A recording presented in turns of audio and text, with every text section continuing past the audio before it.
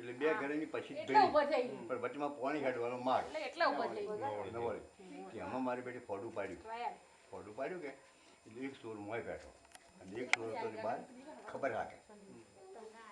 હવે આ તો પેલો મારે ફોફા મારે ને ચોરી કરે અને પેલો બહાર ઊભો રાખે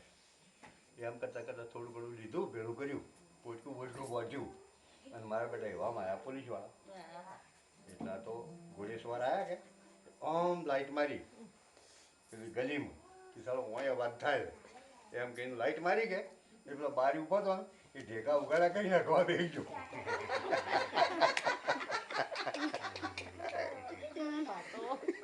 બારવાળો શું કહે છે કે માં કે બોલો બેટા પેલો મોયવાળો કે બોલો બેટા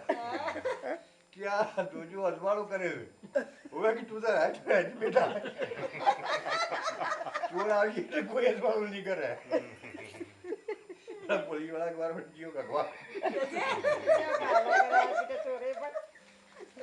પોલીસ વાળા જતા રહ્યા